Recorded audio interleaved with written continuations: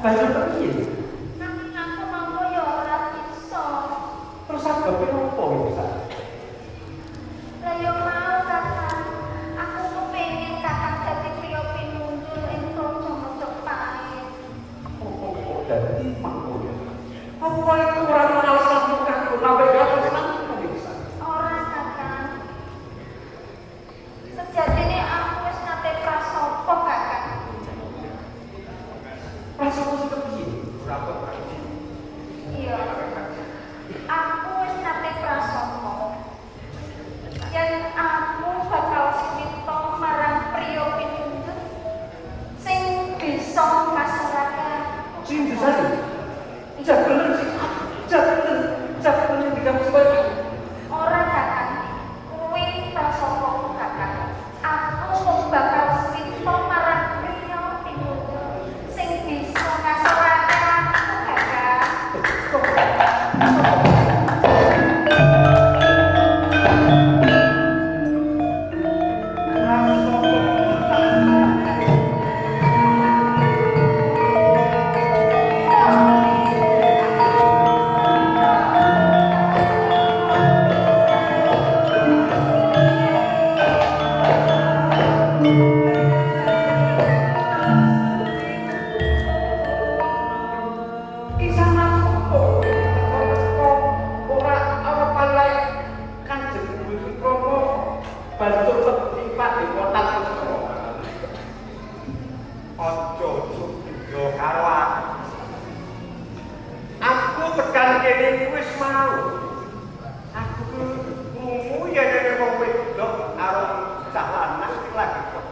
Andung asmara padha janji lan kalamun ana wong iso ngalahke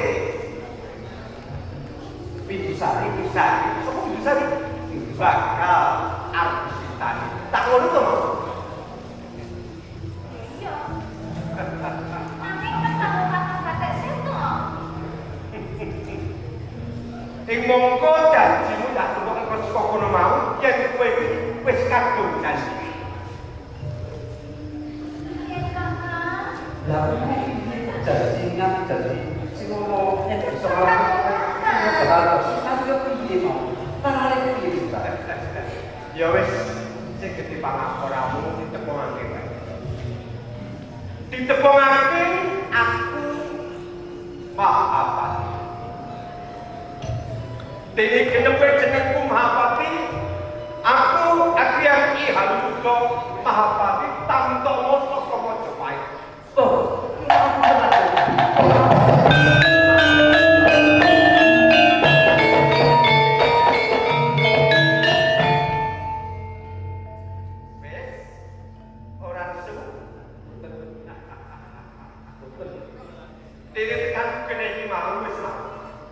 aku tenan supaya golek Tamtomo sing gamen-gamen prigel olah kridaning prajurit. Kula pun jujuk koning padepokan kene iki akeh kangmas padha gaden sinau bab olah kaprajuritan kula ora salah. kok ngaten dados iki panjenengan badhe tinampi iki Monggo. Tadi menang Ora, monggo gampang. Sapa Mas? Besar. Aku ora takon kowe. Anak iki kok Sing tak takoni cah wedok ayu. Ye, dicabel wae anggonmu nganak sing di Patamaya. Timbang kowe kepirang didelok wong akeh apa pancene? Boten. Urip mulya karo ning Majapahit. Aku duwe bayaran sing akeh mergo tanpa bojo. Aku durung duwe bojo. Boten. Tenang? Boten. Ora gelo. Yen nganti kowe wilang. Aku iki bekas murid saka padepokan. Suwe aku nang Sukawuru dadi tanpa bojo ora gampang. Aku ora wani senengan karo sadure padepokan. Kalamun aku besok bisa munggo lagi aku wani duwe pasangan. Kuwi aku. Bebasan sabda pandukawan. Kula namung badhe swita kaliyan priya ingkang Oh, saged ya. ngasih kula. Pembahasan kowe wis wani dodolan. Tak tukoni. paribasan kowe begitu koyo tak kendani. Ojo gelo ya.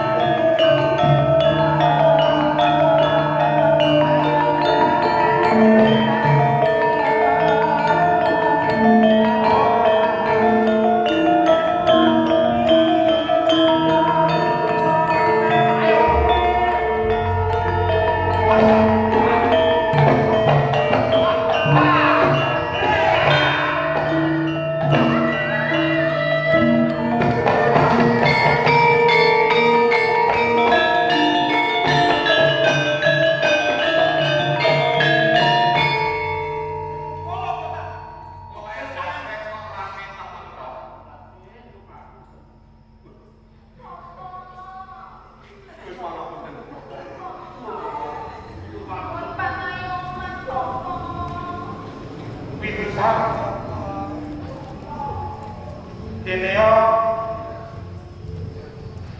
oleh belajar kok tenanan temen kae sapa pintar punten dalem sewu ditebarang kemawon kula Mahapati Agriyati Halundra Mahapati Tantono saking Majapahit sembah kula katur Pak Tonggo sembah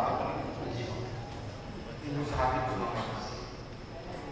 kepada matur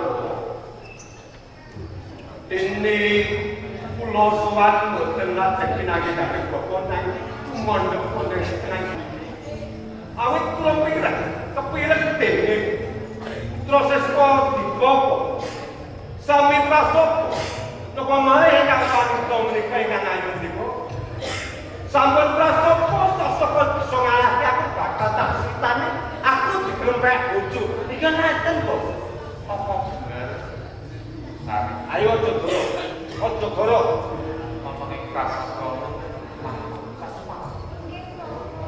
dah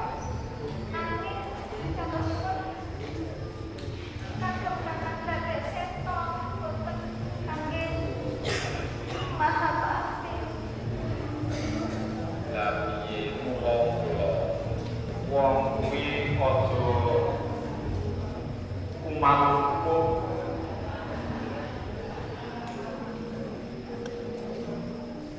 aja anggap aku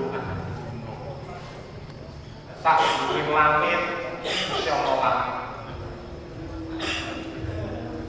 mula aku pitur marang kowe sari lan Gatheng Seta Raden Mowanti inggih Bapak ana ing pangrupan kuwi ana papan sastra papat rasai sing sepisanan sastra kancuk kowe kudu mikir barang sing apik barang sing manut nak baru ora mikir barang sing manut kuwi kudu ning sing pindhone sastra tutuk mula pisane ana pangucapan ati-ati sebab apa pangucapan bakal rusak ana ing diri pribadi ing angka 3 sastra dodo kabeh kudu ditata ana ing ati kabeh kudu ditata ana ing jroning dodo kaping 4 sastra cena aja sombong nak dherekake yo mantuk karo wong sing kesisem lha kesek sapa awake dhewe kowe kan tau ngerteni rawa pening kuwi yo ana pergune rawa pening rawa lan pening babakan gelare donya kuwi barang sing rupa mula pikiran sing penting sebab akeh panggoda sing bakal busuk nek ana ing panguripane awake ngalor sithik ana desa Sumuruh kuwi syukur kono ger kabeh sing krungu kuwi kasowane nek wis Sumuruh ngetak sithik ana desa jenenge Kuntang tuntunan atimu tuntunan pikirmu lan tuntunan ana ing latimu ben aja anjlok-jlok wen ora hati-hati bakal kecemplung ana ing jurang kasangsara jurang neraka mula ger ngetak sithik ana desa dari ajaran ulangan kabeh ana ing lelakon urip iki mawa agama sing kok anut ngalor sithik ana desa jenengane Trimo kabeh kekarepan kabeh sing arep jongkok ana ing kebiaring donya kuwi kunjaran dening rasa panarima nak wis kabeh kecekel nggih lho rasa raden bakal entuk sing jenengane desa kunci putih kunci dalan padang kunci ana ing kasuwargan mula nggih ana ing donya kuwi kebiare ning sedelo sing suwe bakale ana ing kamulyan kalangan mula apa sing wis mbok ucapke apa sing wis mbok praktiyani tetep kudu mbok lakoni kowe kudu suwita marang opate ana ing Majapahit sebab kowe wis kasoran ana ing Bladen mau nggih Punten dalam sini, monggo dhisik Bindusari. Tresna kuwi jalan saka kuwi. Apa meneh kencang dino tak jatah nganggo aku sani. Mesti tresna. Aku mukti iki ngono. Kan pun nyambai pangisi. Dene putra boten suwatri kodasya. Badhe kula mulyakaken wonten ing Majapahit. kula titip Raden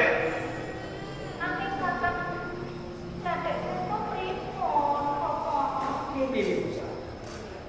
Zaman Satrio ki ora tau dadi. Mula aku kok bakal ngemake sajen. Bagus. Bagus lah. Bagus manggon mau masuk kawruh bab lakikan. Kalamun kowe wis rampung nganggo menawi kawruh.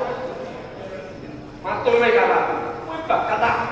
Tetuanke dari noyo padha ning Majapahit. Majapahit betul tanaman kaya apa? Kula padha dan kulit nganti ngono. Pintu jari bakal tak boyo. Raden Piye?